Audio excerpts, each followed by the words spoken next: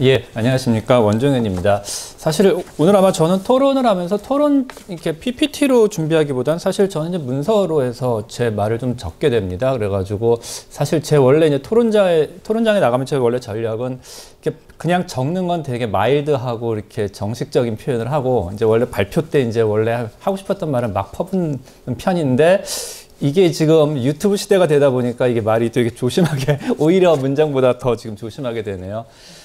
일단 저희는 일단 국민연금 입장에서를 말하기 전에 사실 ESG 경영에 대한 지속 가능성 부분을 얘기할 때 저는 전반적으로 박경서 교수님께서 말씀하셨고 던지신 문제들이 가장 큰 우리가 해결해야 될 큰 화두라고 저는 생각을 갖고 있습니다. 그리고 그 부분 하나하나가 상당히 고민해야 될 부분이라고 생각하는데 저는 그거 하기 전에 기본적으로 저희가 전제를 삼아야 될 부분은 하나 있습니다. 왜냐하면 기업은 이익 추구 집단이다라는 부분은 누구도 빼놓을 수가 없을 겁니다.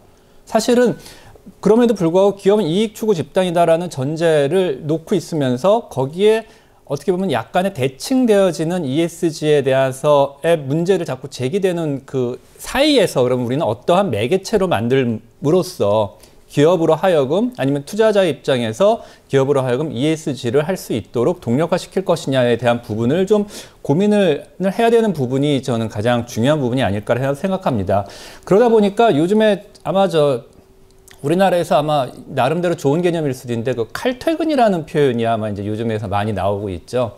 그리고 어떻게 보면 이제 많은 사람에 있어 국내 직장인들에 있어서 칼퇴근은 아마 좋은 개념일 것입니다.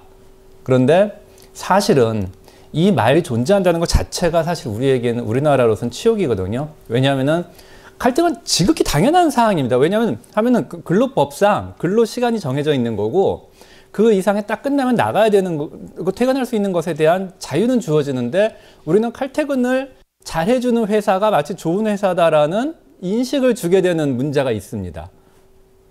사실 그러다 보니까 ESG라는 부분도 전 이것과 비슷하다고 생각하는데 그렇다면은 서양에서는 그렇다면은 왜 칼퇴근이라는 용어가 없을까?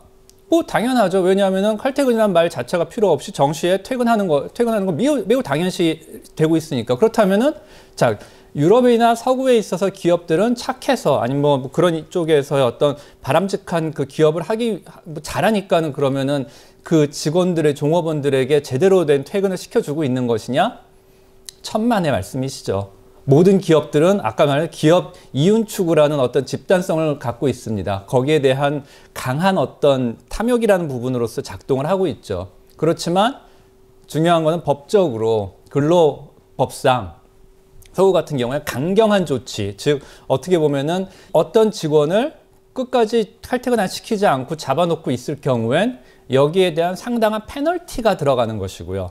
그러한 페널티에 대해서 기업들은 두려워하는 것입니다. 그리고 그런 만약에 페널티를 하게 됐을 경우엔 주주의 입장에서 봤을 때는 그건 일종의 손해가 되는 거죠.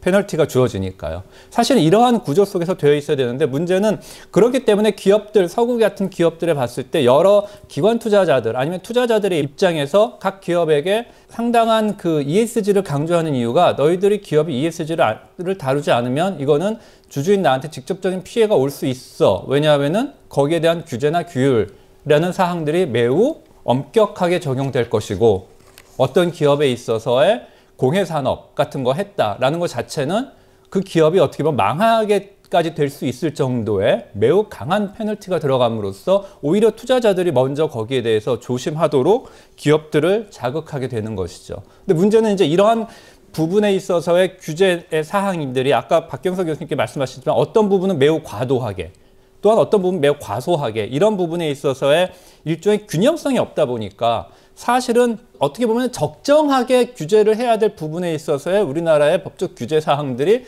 적정하게 되고 있느냐. 아마 요즘에 많은 부분에 있어서 사회적 문제들이 아마 여기서부터 발현이 될 것입니다. 지금 종업원 사고 문제, 사망 문제, 뭐 요즘에 있어서의 그 택배에 있어서 여러 가지 뭐 그런 문제들이 사실은 이거는 우리의 어떤 규제, 규율 상태에서의 어떤 법적 미비성서부터 사실 문제 제기되어야 될 부분인데 이것이 이제 ESG의 영역에서 건들면서 ESG로 어떻게 해봐라는 기대를 만드는 구조가 사실은 이게 가능할 것이냐라는 부분이 생기는 겁니다. 물론 국민연금 같은 경우에는 여기에 대해서 해야 할 의무와 책임은 분명히 존재합니다. 왜냐하면은 국민연금이라는 것 존재는 현재 산업계 노동자들, 하다못해 택배를 하시는 분들이라던가 배달하시는 분들도 국민연금 냅니다. 그리고 그분들이 내시는 금액은 소득의 9%시고요.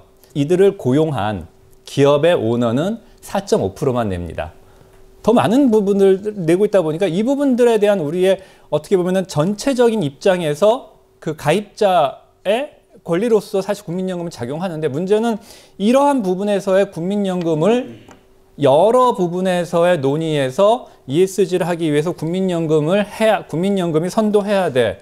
저는 그 부분에 대해서는 반은 맞다고 생각하지만 반은 국민연금이 가야 할 부분에 있어서의 가입자 이익을 중심으로 한 ESG 아니면 소위 책임 투자 부분에서의 강력성과 투자자, 일반 기관 투자자에 있어서의 필요한 부분에서는 약간의 결을 좀 달리 봐야 될 부분이라고 생각하는데, 이 부분에 있어서의 과연 현재의 우리나라 자본시장에서 국민연금이라는 공적연금을 제외한 뺀 현재 자본시장에서의 자본 운용자들이 자본시장 쪽에서의 그 기관 투자자들 분들께서 여기에 맞는 스튜어십 코드 ESG에 대한 준칙성을 하고 계신가라는 부분을 조금은 제가 여기서부터 문제 제기가 이제 들어갑니다. 그러고 나서 두 번째 문제는 그겁니다. 그러다 보니까 저는 아까 칼퇴근이라는 얘기를 쓰는 것과 마찬가지로 ESG에 대한 투자가 지금에 와서는 좀 걱정되는 부분 중에 하나가, 그러니까 저는 ESG는 어떻게 보면은 그 컴퓨터를 돌릴 때 저희가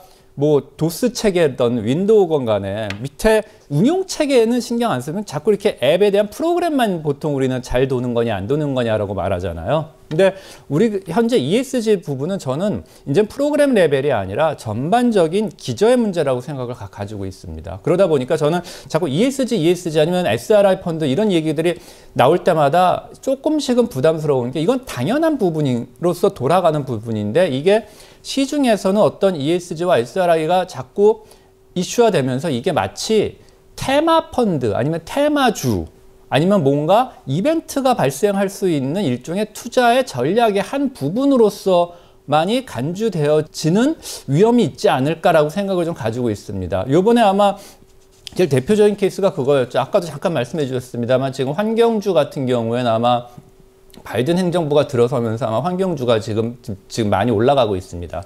그랬을 경우에 저의 판단은 그렇습니다.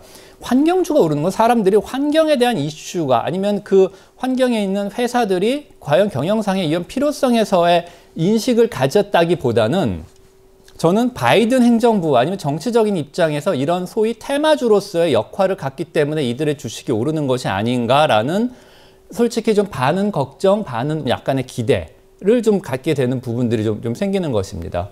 전반적으로 우리가 가져야 하는 부분에서는 어떤 테마적인 입장에서 자꾸 ESG를 접근하는 부분에서는 저는 조금은 우리가 좀 경계를 해야 될 부분이 있는 것이고요. 그리고 이들에 있어서의 기업 경영이 과연 ESG 경영에 맞느냐라는 부분에서는 이들의 경영으로 인해서 우리 투자자들이 받게 되는 일종의 피해 아니면 가능성에 대한 부분을 어떻게 볼 것이냐. 특히 이제 다행히도 이제 국민연금의 입장에서 다시 말씀드리면, 국민연금은 좀 더 많은 부분, 아까 말씀드렸다시피 전 국민이 일단은 이해관계자입니다. 어떤 기업이 공해 산업을 많이 일으켜서 수익이 많이 나는 기업이라고 해도, 주가 수익률이 좋다고 해도 그 공해로 인해서 국민 가입자 대다수가 피해를 본다면 그거는 상당한 아마 저희로서는 인게이지먼트를 해야 될 당연성이 생길 것입니다.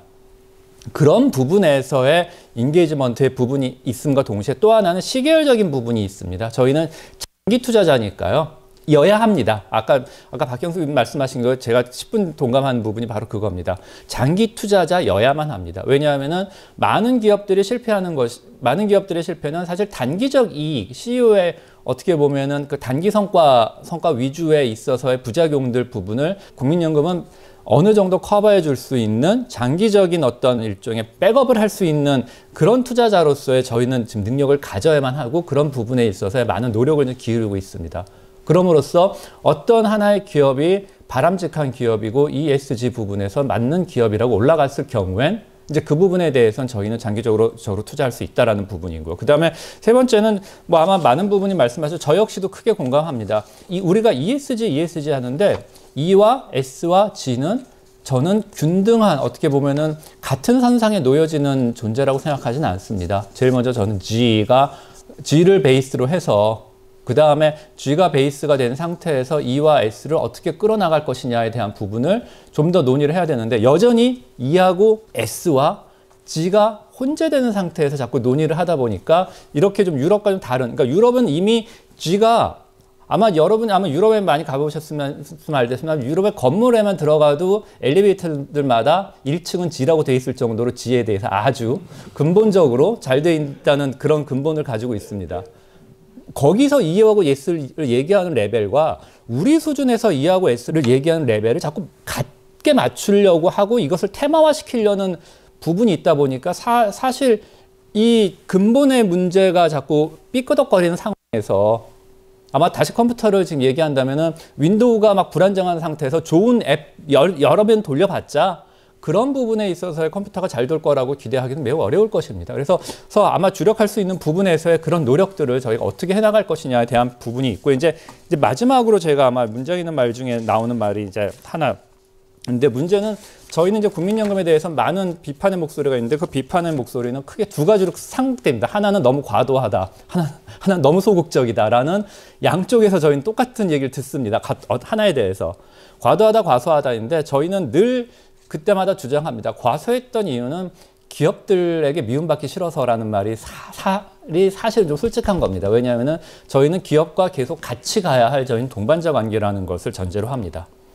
또한 과다하다라는 입장에 대해서 저희가 반론을 한다면은 그럼에도 불구하고 동반자로서 같이 가고 싶은데 그럼에도 불구하고 너희가 좀 너무하다라는 표현으로서 아마 들려주시면 될 것입니다. 그래서 이런 부분에 있어서만큼은 좀 언론 부분에 대해서도 좀 많이 부탁을 드리겠습니다. 국민연금이 하고 있는 방향성에서는 동반자 관계라는 부분을 특히 우리는 이사진과 비록 주주인 관계이긴 하지만 인게이지먼트를 계속 강조하는 것만큼 우리는 인게이지로서 어깨동무할 사이라는 부분들을 조금 더 좀 깊게 좀 봐주셨으면 좋겠다는 말씀을 이제 끝으로 일단 말씀드리겠습니다. 예, 감사합니다.